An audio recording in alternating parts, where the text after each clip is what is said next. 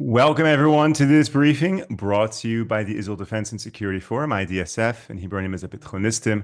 IDSF is a leading Israeli organization advocating for strong national security to defend Israel. I'm very pleased to be joined on today's briefing by Martin Sherman, who is the founder and CEO of the Israel Institute for Strategic Studies, as well as a member of IDSF. Martin, it's always a pleasure to have you on this briefing and to hear all that you have to share. Thank you so much for joining me today. Thank you for the invitation. Absolutely. So, Martin, many of our viewers are familiar with a saying, an idea that they have heard from you that there can be Arabs in Gaza or Jews in the Negev, but not both. And I would love it if you could reiterate that idea to our viewers. And then, given what's right now unfolding in Washington, D.C., and potential plans for the population in Gaza, if you could relate your beliefs to what we potentially see unfolding right now. Well, I'm not sure I'd call them beliefs. I think I'd call them conclusions, um, because I don't think anything could corroborate more what I said than what happened on October the 7th. That's clear proof that Jews and Arabs cannot live together with Arabs in the Gaza Strip. As you pointed out, I've said before, I think in the long run, Israel is facing a cruel dilemma. There will either be Arabs in Gaza or Jews in the Negev. In the long run, there won't be both. Now, I think we're now on the cusp of historical change. Trump's statement about removing the Gazan population basically is a massive shift of Trumpian proportions in the overtone window. What was once uh, taboo or only whispered, except by very few people, myself included, has now become part of public domain. And a lot of people are seizing on this. And the truth of the matter is, it is the only viable solution for Gaza if your point of departure is that Israel should be the nation state of the Jewish people. Because anything else that is not population removal is merely a rerun of either Oslo or some Oslovian derivative, which which are basically based on the forlorn hope slash assumption that you can locate some domesticated Palestinian who will be prepared to live in peace or at least non-belligerence, either willingly or grudgingly, with the Jewish state. And I think what we've seen in the last year and a half is there ain't no such animal. There's just no possibility of locating an interlocutor that could have both the will and the authority to impose such an agreement on what would basically be a recalcitrant population. I think I've said before that one of the big illusions is that the radical terrorists in Gaza and the Jihad Islami and the Islamic Jihad uh, are somehow an external imposition on the Gazans. But that's not true. The Gazans are not the victims of the leadership. They are the crucible in which it was formed and the incubator from which it emerged. And it's a reflection of the innermost desires of a savage horde who basically all they want to do is kill Jews. They have this sort of Shimon Peres who came up with the ridiculous idea of turning Gaza into the Singapore of the Middle East, and we saw how splendidly that worked out. So, Martin, you've been speaking about this idea, this approach for many, many years. So to see it now coming out of Washington, D.C., I'm sure is very reassuring for you. But my question is, in order to make this happen, there really are three ingredients. The White House, the U.S. has to stay on board. The Arab countries need to agree to it, and then Israel needs to agree to it. And I'm wondering, do you think Israeli culture, Israeli society will buy into this? Meaning, you've been speaking about this for many, many years, and I assume not every Israeli you meet on the streets agrees with you. Do you think Israel itself is now ready to accept this approach? Well, according to public opinion polls, a massive majority is in favor of up to 80%. So I think that's beyond discussion. I certainly think that that's the case. The big stumbling block is Egypt, and Egypt must be coerced or cajoled or coaxed into opening the gates and letting the Gazans exercise their human rights of freedom of movement. Whenever there's been a conflict, whether it's in Syria or in the Ukraine or in Azerbaijan or anywhere else in Africa, where there's conflict, civilian populations have moved. And now Egypt, I think Egypt is a very sinister and surreptitious enemy because it's using the Gazan population as an instrument against Israel. I think it must be taken to task for this. This just cannot continue. I mean, a Palestinian Gaza is not an axiom. It's not a law of nature. The world will not suffer if there's no if there's no Gaza or Palestinian run Gaza. Nothing will happen to the world. I think we should stop relating to this as an axiom. And this, especially, if your point of departure is, as I said before, that Israel should be, in the long run, a stable, secure nation state for the Jewish people.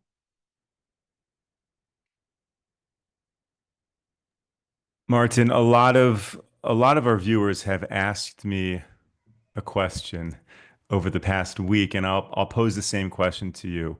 If this plan were to go through, and many, if not the vast majority of Gazans were displaced, were willingly moved to other countries surrounding Israel, is there a concern that Jordan or Egypt will become even more radicalized? And now we've removed a smaller problem within Gaza, but we've created a larger problem in the surrounding Arab states. I find it very difficult to accept. The entire population of Gaza is, I think, less than 2% of the Egyptian population. So if Egypt was to absorb 1% in a new city that they're building east of Cairo, where they need 6 million people, they could easily absorb 1 million of Gazans. Turkey's population is around about 90 million. So another 1% would be almost another million. And you solve the problem. The problem is infinitesimal. It's really a minute problem. All it needs is political vision and political will. It needs nothing more than that. I mean, millions left Ukraine, millions left Syria, hundreds of thousands left Azerbaijan. And no one's particularly disturbed by that. But when 2 million Gazans, I'm sure, if you look at public opinion polls, there is a significant war even before the war. The Gazans wanted to leave. They were paying a lot of money. Some of them were drowning at sea, trying to reach Italy. I just can't understand why there should be any dispute about this. After the most perverse and paradoxical thing I find is that people who profess to be liberals insist on setting up what will basically be a homophobic, misogynistic Muslim majority tyranny. Why would they want to do that? Why would they want to do that?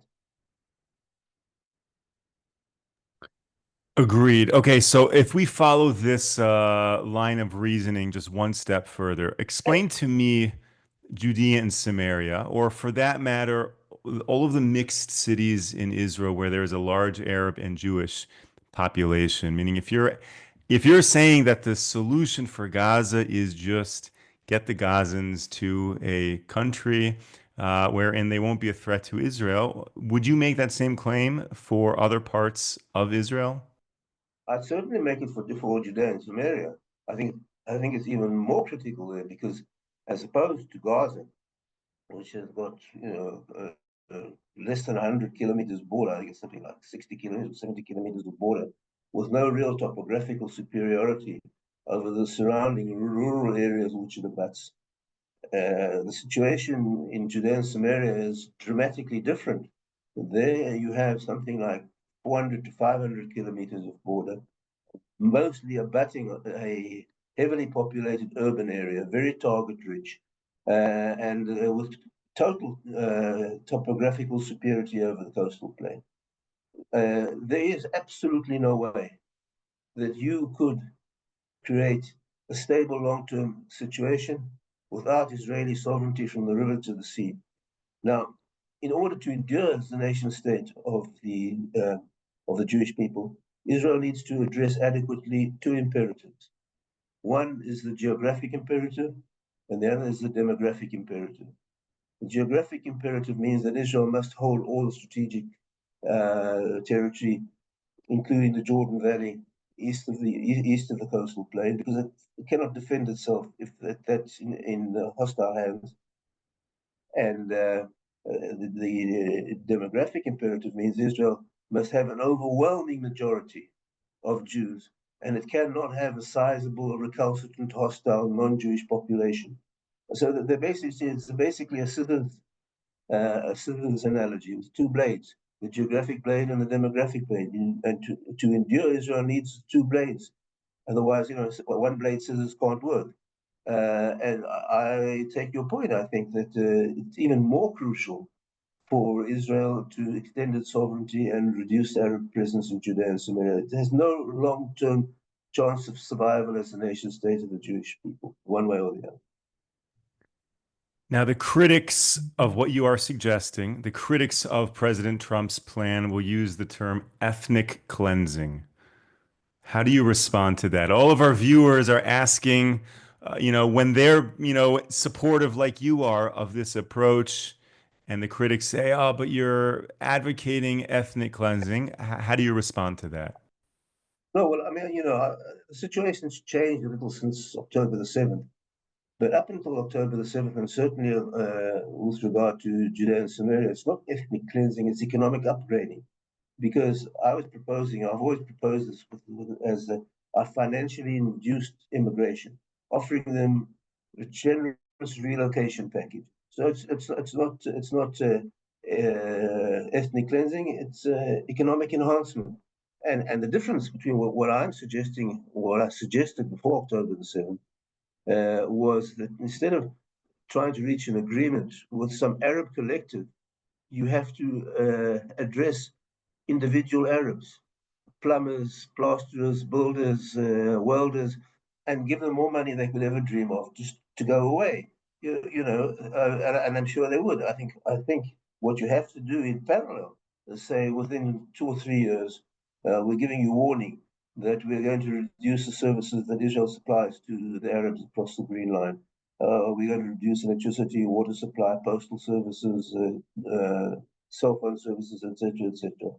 But to avoid the human catastrophe that might entail, we're offering you an out.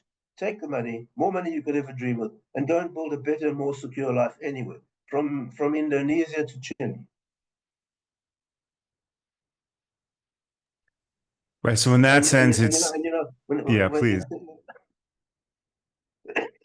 excuse me, winter chills.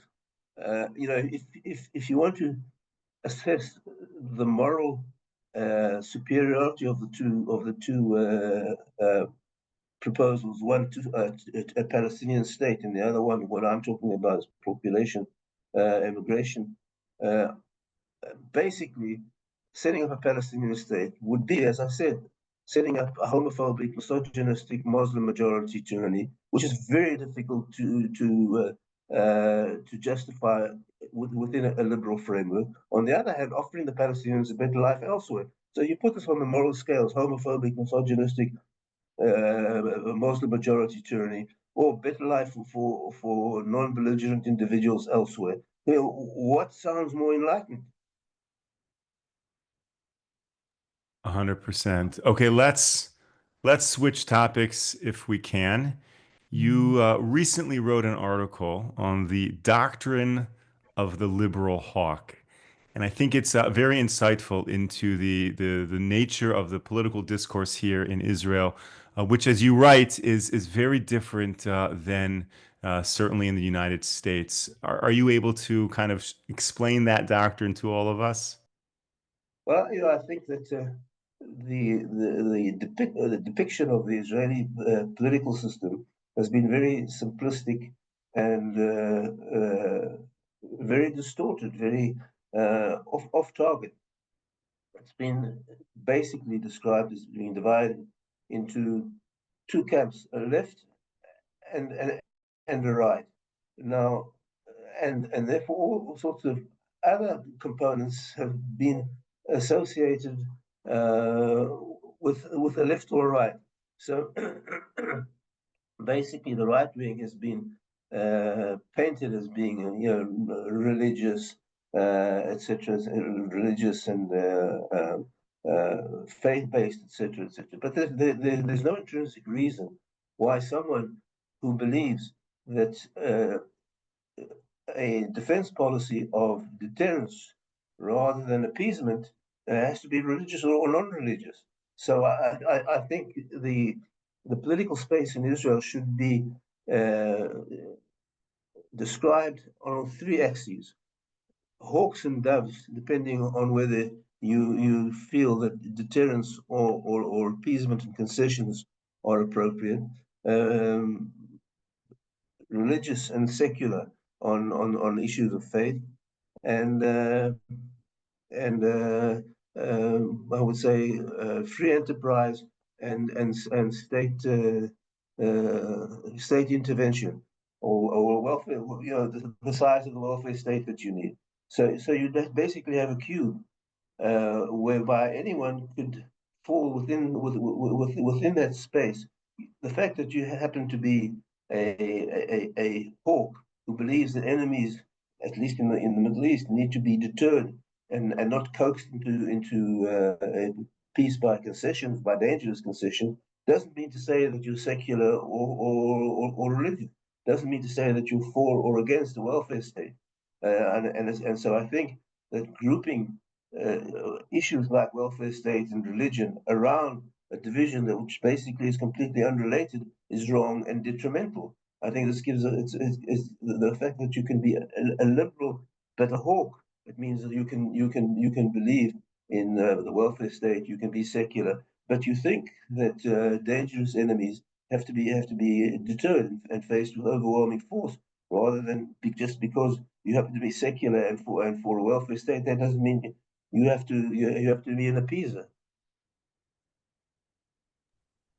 For sure, and I think this is a huge challenge that Israel faces because very often it's the right or the conservatives in the U.S. who have this affinity to supporting Israel, and then it becomes a political issue. Wherein what you're suggesting is we need to change the language a little bit so that people realize it doesn't line up perfectly with No, I American think I politics. think it's a big difference because some people might find, I don't know, distasteful to be classified as right wing, but they wouldn't find it distasteful to be classified as a liberal hawk.